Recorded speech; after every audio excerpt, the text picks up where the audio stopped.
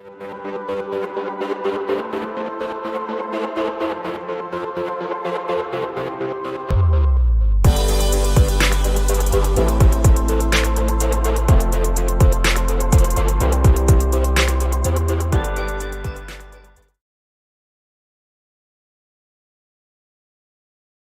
everybody, welcome back to your Dawn of Drones podcast. I'm Dawn Zoldi, your host and the CEO of P3 Tech Consulting.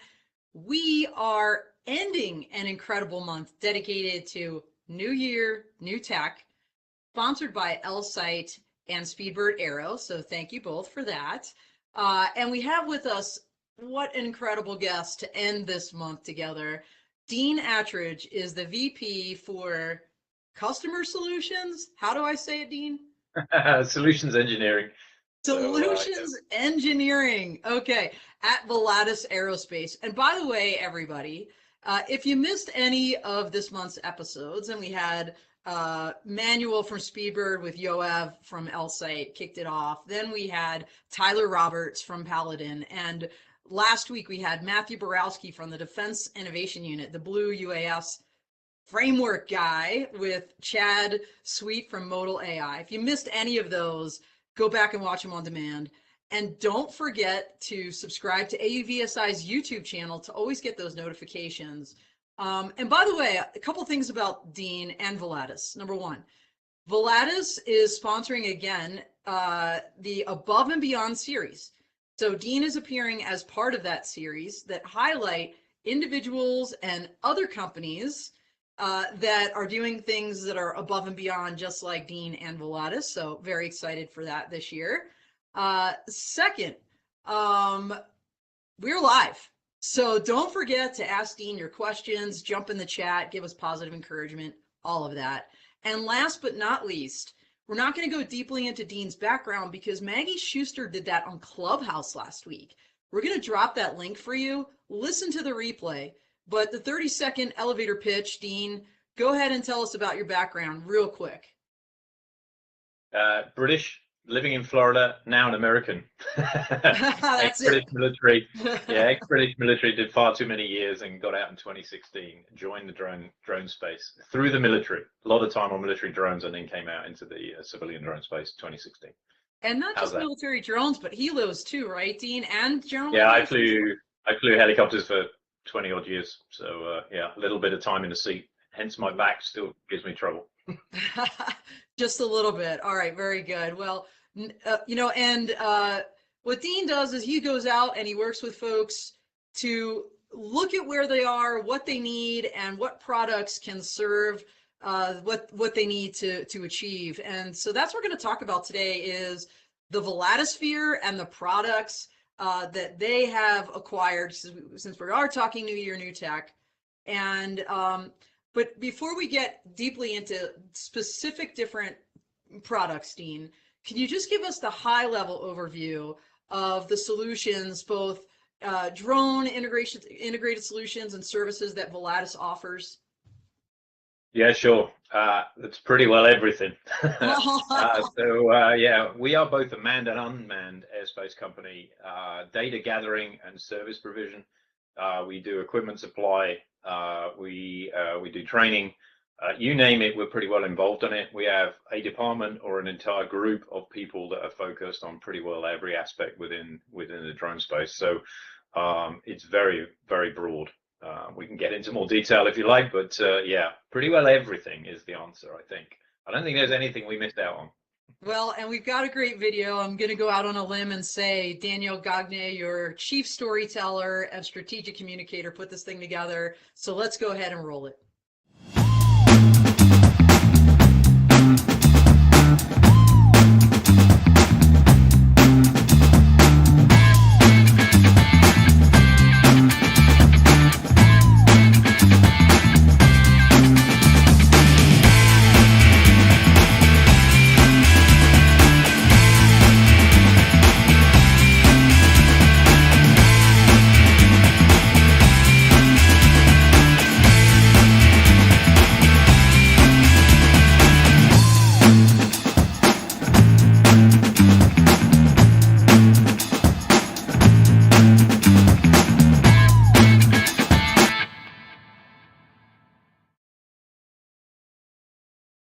All right, excellent. I mean, this just really scratches the surface, but we're going to dig deep into some of those drones and other robots that we saw in that video, Dean. So let's talk first about your partnership that's a little bit newer with Aerial Robotics. Tell us more about that one. Sure, yeah. So Area Robotics are also an international company. They do all the design, and most of their design teams in Hungary. They're a German-owned company. They do R&D test flights in the UK, and then now we've brought them over to the United States. Amazing engineering company. When you look at the credentials of the background of the company and the quality of their engineering, it is phenomenal. I went and met them last year here in Miami, and was just blown away by what they produced. It is an incredible technology that blends helicopters and gyrocopters together. It transitions from one to the other. Took a while to get it to work, but now they've got it. Man, is it sweet. It's a beautiful aircraft. Yeah, absolutely. I think this is the CT-30. Is that right, Dean? Can you tell? Correct, I mean, yeah. you just mentioned some of the interesting design features of this thing, but tell us a little bit more.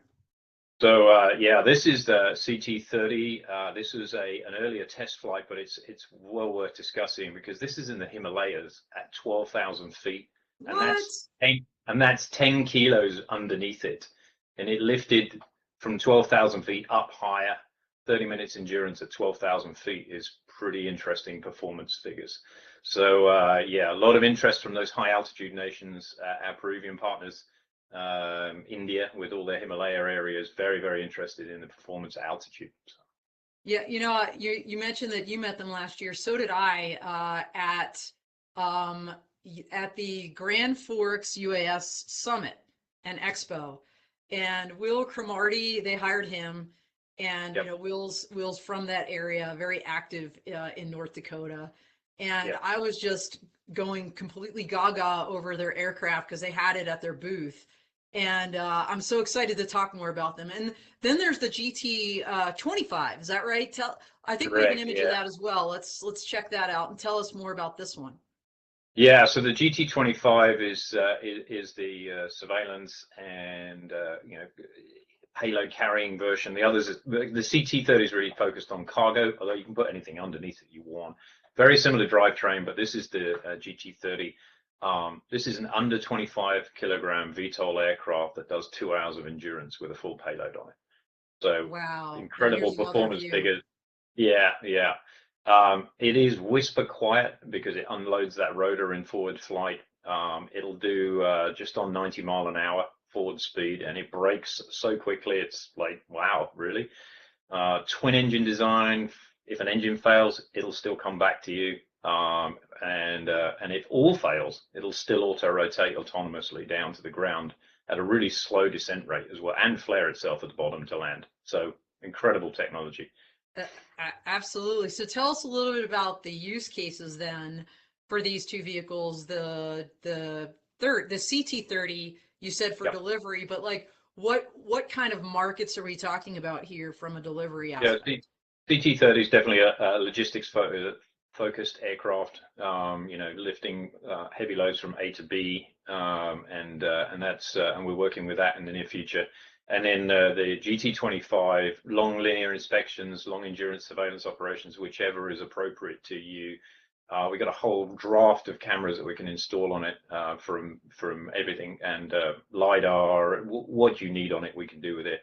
And it has the ability unlimited hovering. Although it can do 90 mph forwards, it still has unlimited hovering capability. So you need to get somewhere fast, hover, inspect, move on. It's very capable with a whole 3 different sizes of batteries, so you can go for heavy load and small battery right the way around to long endurance and smaller payloads. Yeah, it's a very flexible airframe. That's incredible, Dean. And by the way, we've got Oswaldo Navarro out there saying hello, aviators. So hello, Oswaldo. Thank you for dropping a little note in the chat there. But speaking of inspections, let's transition to the air report because this is kind of like a drone in a box solution. I know a lot of people are using these for inspection purposes, but tell us about this particular asset. Yeah, so really built for with our Canadian design engineers, really focused on weather resistance and the capability of being truly remote. So it has all of the connectivity capabilities to be operated completely remotely. It has detect and avoid systems built into it, and then the weather resistance to survive. I mean, when Canadians think about things, they think of things at -30, you know, or -30. So it's heated, cooled, dried. It even has hot air blowers to dry the drone off when it comes back and lands and charges and things. So definitely built to survive, built to live in the wild for a long time. Primarily focused, our original design concept for the oil and gas industry. Remote site surveys, they are very restrictive in Canada on environmental issues. And you know, you need to inspect every 24 hours your derricks out there. If they start leaking, you're in a lot of trouble real quick. So you know, a lot of and the efficiencies as well. You leave one of these in the wild, it pops out of his box, does all your inspections. Well, that's normally done on a guy in a truck at the moment. Now he gets to stay in the warm and not drive a truck at -30 to go and see if his oil derrick's leaking or not. Now he's sat in the warm, clicking buttons, flying a drone, and put it back in the box, all autonomously. No, that's Dean. You kind of alluded to it. I didn't mean to talk over you, so I apologize. But Volatus created this, designed this. Is that right? Like, yeah, because yeah. I just remember in Clubhouse, Maggie asked you about that, and I was really surprised to hear that. Because unlike, you know, Aero Robotics, you partner with them, you know, acquired them, however that works, right? That was their technology. This is something you all designed. And so why did you design this? Because there are clearly other DIB solutions out there.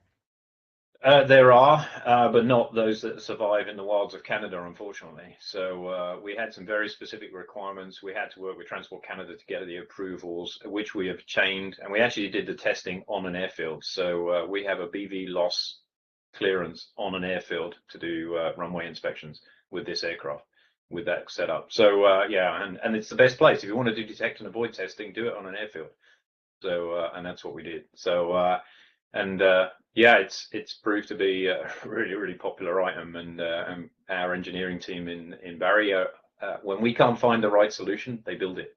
So, and that's what we did. Well, you know, they did, and you do have interest, actually. So Kimberly Hayes is out there saying, would be interested to learn more. So write that name down and connect after the show for sure. And Oswaldo is kind of also going a little bit gaga about your air report, saying, wow, auto rotation by itself, exclamation point. So really, really amazing that you have a design team and engineers that could create something like this that's so resilient in those kind of climates. But you don't just do drones and drone in a box or air report kind of solutions. You guys also are into ground robots. So tell us about the Hydra. Yeah, again, requirement came out of a customer saying they wanted to be able to get, actually originally came from the mining industry. They wanted to be able to get underground mines. They wanted to be able to get into underground mines and do inspections.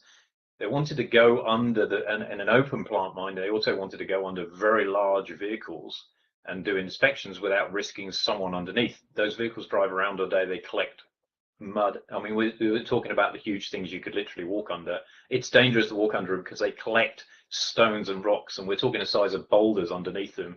If those drop on you while you're doing an inspection, very valuable plant. They're obviously very expensive, so they wanted to do it by a robot. So we built them one, and that's where the Hydra originally came from. Essentially a large tracked platform that we can drive around at distance at safety from wherever it is. It's now growing enormously. The guys designed it to bolt pretty well anything on the top of it. Now we've got a bunch of new versions coming out. I think the most exciting one I like is the firefighting one. We have a huge hose. It will drag loads of hose with it inside a building and fight the fire from inside if necessary, and therefore saving a life. You know, so saving the risk to a life for firefighters. So lots of movements in that kind of direction. You know, where it's strong enough to haul stuff. We couldn't do it with a drone, so we're doing it with a robot. And again, to foot stomp this, your team created that robot? Correct. Yeah, yeah. And a lot of this is, you know, you always source parts from various, you know, manufacturers that are, and putting it together and building it for a purpose is what our teams are doing often, and it really is adding up to a purpose. You know, we don't do it for the sake of building it. We do it where there is a real needed purpose and we can't find a solution. Well, I assume this works or operates in GPS denied environments because you were talking about underground mines. Absolutely. Yeah, it doesn't need anything. Yeah, yeah, yeah. All right, you've got another person out there saying interested in the, oh, Kimberly Hayes again saying interested in this as well, working with an ONG major. So there you go. You just got a client, Dean, I think. So Yeah, really yeah, yeah. cool. No, it's And paying off already. so we're hearing about this, particular use case with mines, but both of us having been in the military, right? I imagine inspecting under military vehicles before, especially in a war zone, right, to make sure Yeah, nothing's been added, right, yeah, nefarious added to underneath that yeah. vehicle to blow it up or something like this. I imagine there's all kinds of use cases. What are some other ones for the Hydra? Well, you Yeah, mentioned so firefighting, of course. yeah, yeah, firefighting's coming. We talked the other day, ground penetrating radar, which needs to be held like a certain distance off the ground. That the thing is strong enough to lift a very powerful a very powerful ground penetrating radar. We've actually been talking to the Ukrainians about it as well for obvious reasons. For mine clearance, it's an option for that. So it's a tracked box that we can put pretty well anything on. One of the smarts that's in it, it will autonomously navigate itself as well. So hit a bunch of waypoints, draw over the field, tell it to go and search in a field, and it will happily drive itself backwards and forwards over the field. There ain't a lot stopping it. And to give you a sense of scale, you can sit on it and drive it, and it will drive around with you, and it's actually quite fast, which is fun. I keep wanting a seat for it, and then we've driven a number of guests around our booth on it as well. So I, it's that kind of size and weight. So. Awesome. Yeah, I think I saw it at Commercial UAV. You had a very large presence there with the Hydra, a bunch of different drones, your command post vehicle. I know we're going to get into a lot more of this next month. We're dedicating to Protectors and Defenders Month, and we're going to have Dave Martell on the show. So we'll talk a little bit more about some of those other solutions also. Okay, so smaller drones, air reports, or drone in a box solutions, ground robots, but also very, very large cargo drones. So tell us about the Nautilus and what you hope to achieve with this really large cargo drone that you're now put in a couple orders for. Yeah, so we actually have number one off the production line on order for us, and it's going to be 2025 before we start to see it. But it's to give you some sort of, if you know the aviation industry, it's the size of a Cessna Caravan. It carries actually more. The flat wing body design is designed to have a lot of internal volume. That flat wing design is superbly aerodynamic. The lift body designs are really, really clean, meaning it's efficient. So it's actually a lot more economical than standard design of aircraft. A lot more internal volume. We're all ordering small stuff on Amazon. Those thousands of little boxes, they all add up, and you've got to get them somewhere. So it's really, a middle mile capability to get out backwards and forwards. Whether you're in a remote area of Canada and you want to get cargo out to you, that one run with that large aircraft could make a difference to quality of life for all of those people. So islands, regular runs between A and B, that's the kind of thing. The crew don't get so tired when they're sat on the ground operating the aircraft all day, every day, as you and I know. So it's an efficiency in both crew, in economics, and we're looking forward to getting started in 2025 as it comes off the production line. So. Well, it's going to be a game changer, Dean. And speaking of game changing technologies and what we need for society, we had your CEO Glenn Lynch on our Full Tilt Tech Industry Leadership Talks podcast. His theme that he spoke about was leading with an ESG mindset, which is environmental, social, and governance. So we'll drop that link. If y'all missed that, you got to go back and watch it. It was absolutely unbelievable. But when you think about environmental, there's so many uses for technology there, and you've recently engaged in methane compliance through the use of drones. So tell us a little bit about that. Sure. So that's really coming up in there's a lot of business coming out of in those environmental as we become more and more environmentally conscious. I think drones are going to make a big difference in that. Methane is just one of many, but it's a critical greenhouse inducing gas that we really need to get a grip of, and I don't think up till now we've done that. and we have both manned platforms doing long linear pipeline inspections to ensure methane compliance. And then once you hone into a problem, it's you really want to pinpoint it down to which valve is leaking and get that valve replaced, or which pipeline is cracked, or whatever. That is better done by drones as we get down into the weeds. So there a whole layer of technologies from surveying large areas, long linear pipelines, all the way back to complex refineries where those things are leaking. And then in the UK, we're actually doing it on water treatment. I had no idea so much methane came out of the water treatment plants, but apparently it's one of the worst polluters. So we've got a large contract to sweep the UK's water treatment plants for methane leaks. So interesting. The water treatment plants actually make a lot of sense, now that you mentioned Well, I guess so. where the wastewater goes and what's in Yeah, that exactly. wastewater. Yep. But that is significant. It's really interesting, Dean. Last year, I think it was last year, at the Energy Drone Robotics Coalition Summit, they have a methane summit kind of co-located with that every year. I listened in, and there's actually a company that focuses on satellite imagery. Because you were talking about that, general aviation, aircraft that can inspect, long line linear inspections. This is from space, and so to have all those kind of different layers and the drones close in, absolutely phenomenal technologies making a difference in this area.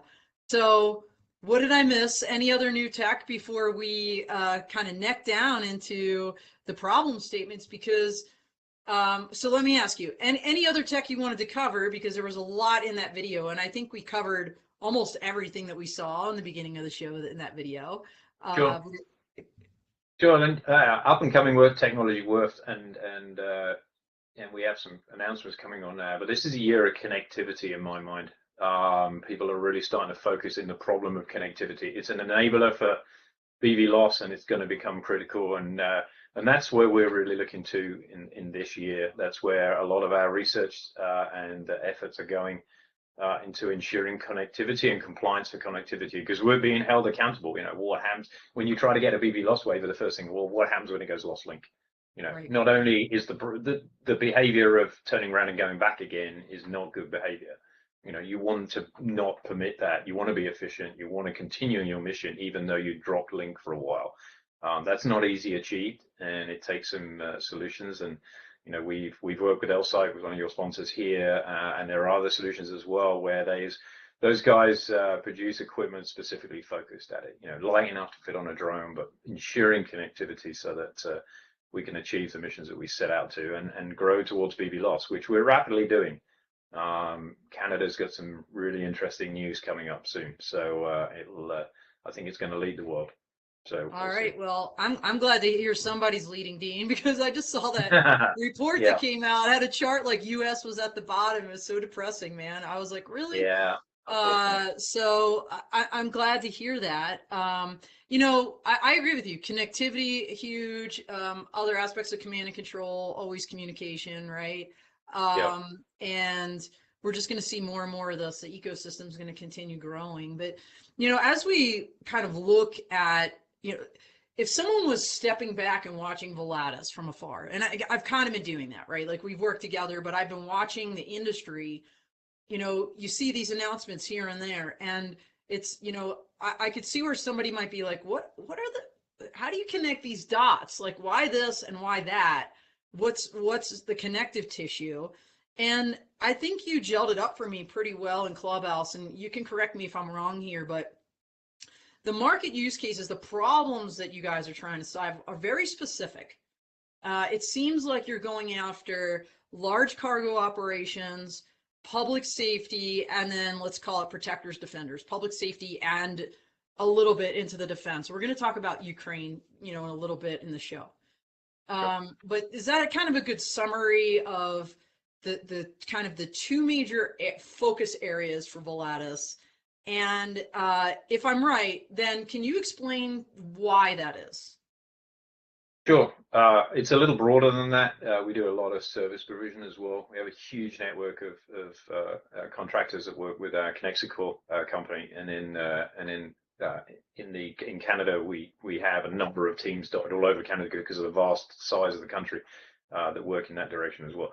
But that's all about data collection and everything else. On the other side, the protectors and defenders stuff, yeah, we are starting. We have you mentioned Dave. He's coming on later this year. That'll be a good talk. He's got some really good stories, and supporting those guys because it's the right thing to do. And we talked about ESG just a minute ago, and that's a big part of the S as we're concerned. That's social governance and corporate consciousness. That's where we're really involved in the public safety and defense side. And then on the exploration into the cargo stuff, yeah, it's growing. We're taking a slightly different spin. We're not doing the last mile stuff. There's been some pretty sad news this last week or two over the layoffs within that industry, which it's easy to cut something that's new and taking its time to prove itself. So I think a lot of those job losses were just wider corporate job losses. I wouldn't read too much into it. But the last mile is problematic, without a doubt. It's challenging, but we're taking a slightly different approach. And as we go through this year, you'll see some pretty exciting news coming out of us of where we're working and how we're doing those jobs and who we're working with as well, because we're really starting to make a difference to nations, and that's kind of where we're heading at Volatus in terms of cargo. So. Well, and I feel remiss to have neglected to include Connexicor because Frank Sagara was on this show back in November, and he's amazing. So, and you provide, other than Connexicor, you all provide a lot of other services to people as well, right? Volatus, I mean, from training. Tell us a little bit about, is it called SEAR? Am I saying that right? SEAR? You've got a training program for folks? So we do training anyway with the equipment we provide. We are starting heavily into public safety training as well this year. So that's you'll see us. We've partnered with a company down in Los Angeles. We'll make some arrangements and announcements on that really soon, where we're going to be working very closely to support the public safety training side. Which Dave will allude on when he comes in. I don't want to steal his thunder now. And then as we do the veteran support in Canada is probably one of an interesting spin on things. So we started in Canada, and I'd really love to bring it down into the US. And of course now we're so involved in the UK. Our team in the UK will probably think where as service leavers depart, we spin them up into the training industry. We can take them on as contractors, and we are getting some amazing support from government, especially in Canada, where they're paying for the drone training, they're paying for the courses, they're paying to set them up, and now they're talking about paying for equipment to get them set up. So it's dynamic, think on your feet outside industry. Guess what? Veterans are really good at thinking on the feet, so they've had to do it their whole careers. So consequently, we found a really good match with that. It's very successful. We have a retired colonel running it up in Canada, and we hope to mirror that elsewhere in the future. So so a lot of training. I can't wait to see more of that, Dean. By the way, speaking of military members, Jonathan Songer's in the chat. I think his call sign is Disco. That's what I heard you say, and I heard Don Burkhoff from True Weather Solutions. Jonathan jumped in the chat when he was on our tilt as well, and I was like, "Hey, Disco." Anyway, back to the cargo. This is Jonathan's question. Dean, what do you see as a timeline for viability of UAS cargo in support of contested logistics? For example, forward operating base resupply, or even forward support for troops in the Ukraine? Yeah, so I was pretty fortunate to be at Camp Bastion when the US Marine Corps started operating their cargo aircraft, their cargo helicopter backwards and forwards, which was remotely operated. It was a K-MAX helicopter, and it was hauling underslung loads backwards and forwards. It didn't get tired. It didn't complain. It just wanted fuel. It went backwards and forwards at a press of a button, and it hauled mortar rounds all night. It was fantastic. Very successful in my view. I didn't have the details on it, but I saw that thing go backwards and forwards all night and not complain and not get tired and not want food. And we swapped out pilots, and it kept going all night, and it was superb. And we really needed it at the time.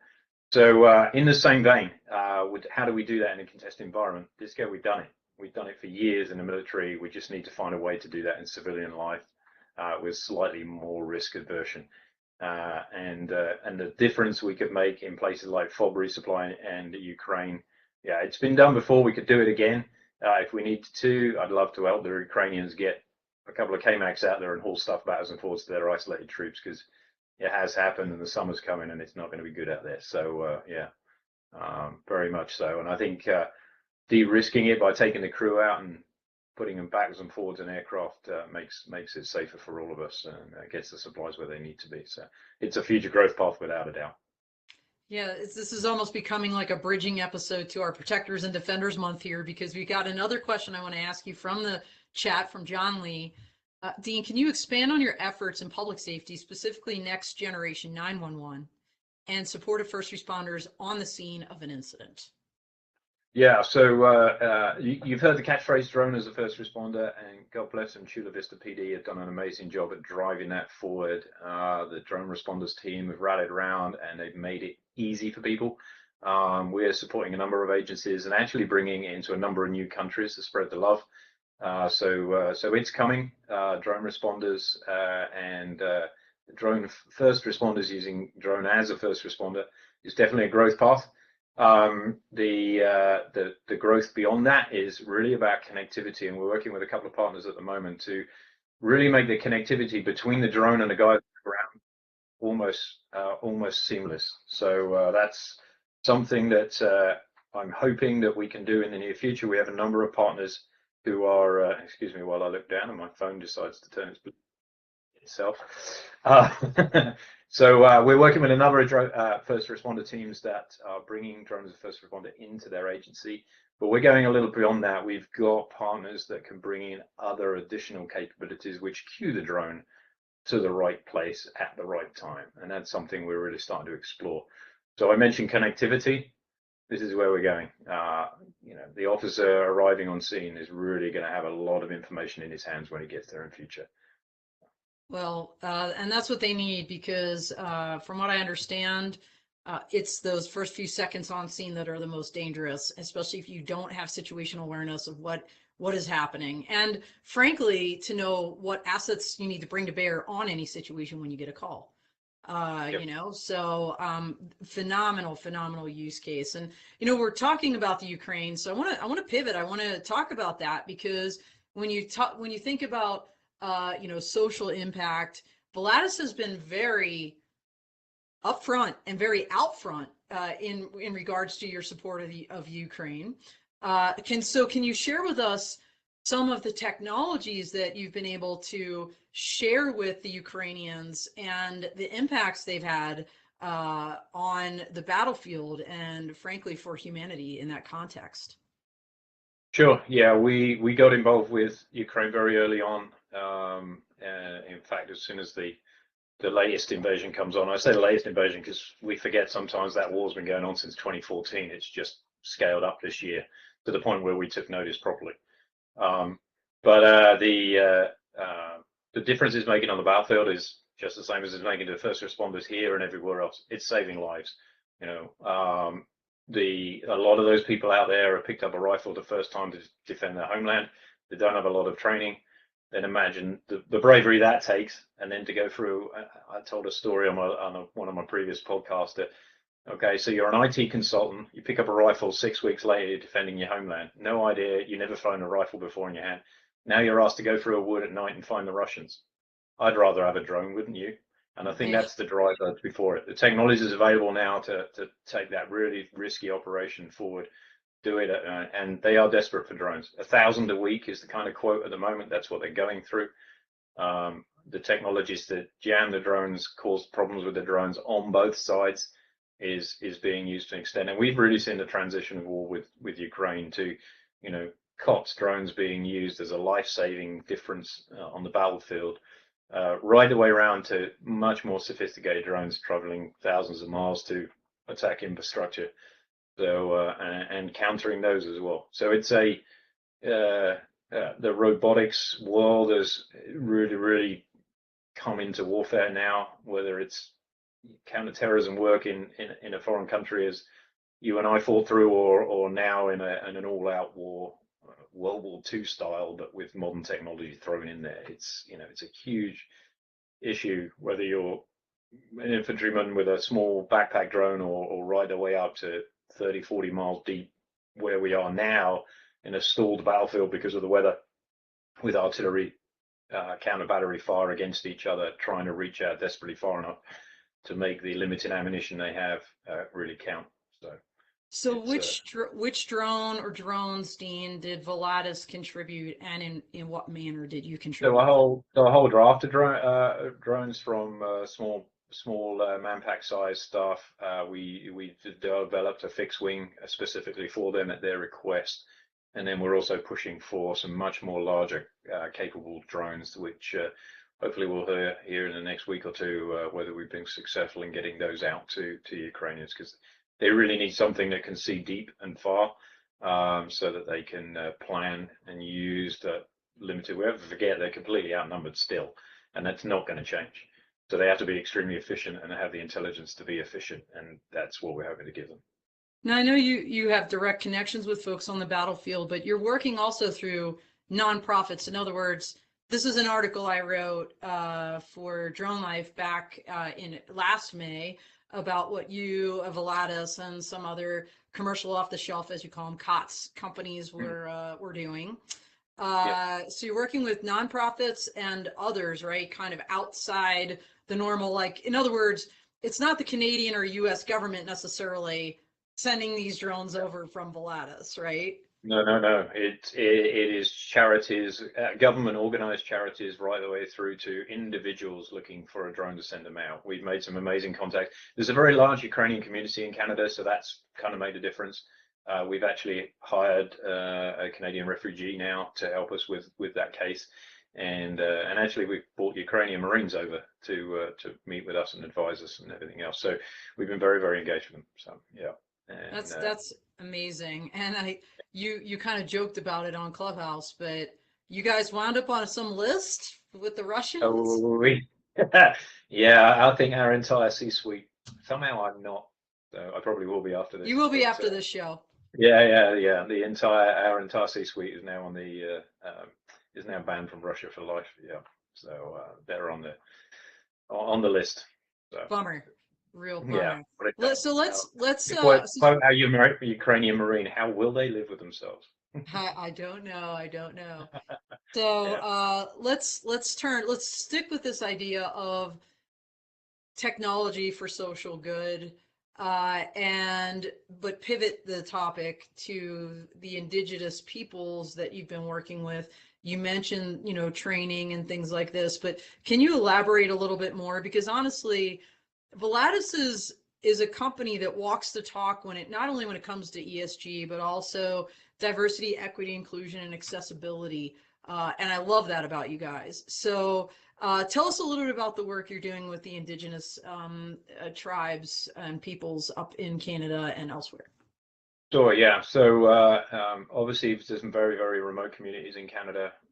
The indigenous people of Canada really need some help to improve their lives because of their remoteness. We need to give them the bridge. They choose to live out there, and that's completely their own choosing. But to improve their lives, I think we can make a difference. More importantly, help them to improve their lives through the use of drone technology. So bridging to them, so training them. We just done a big training program in the last couple of months with an indigenous community to allow them to bridge out to themselves. They now have a lot of drone pilots up and running, Transport Canada certified, etc. They have some real problems, and kind of an example problem is the river freezes that divides their community, and that's fine when it freezes. You just drive straight across. They have a ferry when it's flowing, that's fine, but you can't use a ferry when it's thawed and there's chunks of ice the size of your boat flowing down the river about to wipe you out. Right. Now you need a bridge, and the river's too wide, it's too remote to get a bridge there. So they're bridging it with a drone, so they can haul packages backwards and forwards across that river in that right period. Then it will close down for the summer, because now they're going to use a ferry and backwards and forwards. It's made a huge difference to them. They can get supplies across to themselves timely you can imagine you live in a remote community and your grandmother's on blood pressure medicine. She runs out because she forgot to order some. Oh dear, suddenly, your quality of life's going to go down. How do you get it? So that's the small packages stuff that can make a difference to people's lives. So those kind of things.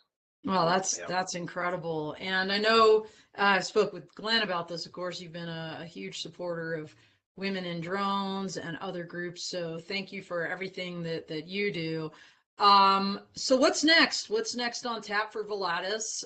2023 is going to be a big year. You alluded to Yep. connectivity being an emphasis item for you all. Are there any announcements you can provide here or no? The problem with being a publicly traded company, we get in trouble if we do announcements without going through the right channels. So I can't be Gotcha. I can't be as open as I'd love to be. But I kind of hinted at some of the stuff we're going to. We got some really exciting cargo operations coming really soon, which are going to be kind of game changing. We've got a lot more movement into public safety coming this year.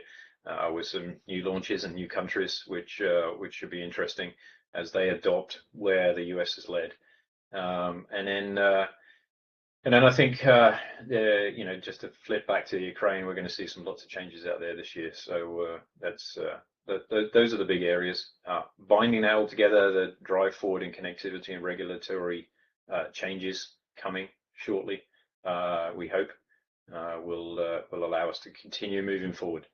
It's been a little of a slow crawl as far as regulatory stuff goes, but I think the FAA is getting more confidence in the fact that it's seeing other countries lead the way and get away with it, and the risk aversion is the same in those countries as it is here. The traffic's just as dense, yet they're allowing things to happen, and I think that's bringing the confidence forward. So the more we can drive things overseas, the more we can bring that back to the FAA and say, hey guys, look, here's the safety case.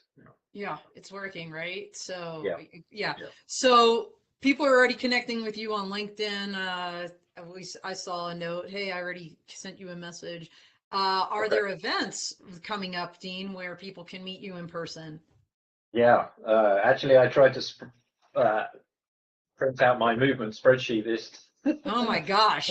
When you asked me that question earlier, I was like, yeah, it's crazy. We'll be on the road a lot. So all of the major events this year, the major drone focused events, a lot of industry events as well. So, we're a pretty big team, and we're out at a lot of shows. I think I counted 11 in March. So there's a lot of those shows out there. That's probably the best place to catch us. We are also going to hit the road this year in a bunch of road shows. So that's mostly focused on our public safety team, but it will cover commercial as well. So we will have a van full of equipment driving around. If you want it to come to you, reach out to us. We'll focus on the major cities and pull you in. So and those will be demo days. Come out and try. We have 40 plus suppliers. So there's a bunch of drones in the back. If you want to try something specific, we can get it to you. Come out, try it. I'm a great believer in don't buy anything till you tried it. See what kind of support you're going to get, and make the right decision for who you're going to partner with, because it should be a partnership and who supplies your equipment. So that's what we're hoping to do. All right, well, excellent. I'm going to a bunch of things too, Dean, but I know for sure I'm going to see you and the team at AVSI Exponential in May. Yep. We are on AVSI platforms right now, so of course I have to plug Exponential, but also selfishly because I'm running once again my Law Tech Connect workshop, and none other than Danielle Gagne is going to be one of our moderators for the Show Me the Money panel. So that's going to be spectacular. So hope you all can join us, see Volatus on the floor, come to the Law Tech Connect workshop on Monday, May 8th, and our networking event, our flash mob networking event Sunday night. Those are always fun. So going to be doing that again. But all right, we are 1 minute out, Dean. So we're closing our time together. I'd like to cede the floor to you. Please tell folks how they can plug into your efforts and any closing comments that you have. Sure. If you want to reach out to me directly, LinkedIn's probably the best platform to find me and push to me. Dean.Attridge@volatusaerospace.com works as well. I've got a large team to support everybody, and that team has got some real subject matter expertise. If you have a particular problem, and that's where I focus, VP of Solutions Engineering, you got a problem, I want to know about it, and I'll find you the right drone to work it. not only the drone, the connectivity, the software, everything else. That's what we do as a team, and we'd love to help you. Awesome. Well, thank you, Dean, for taking this time with us. It was a great show, and thanks again to Volatus for the Above and Beyond series this entire year on this platform. So we appreciate you guys.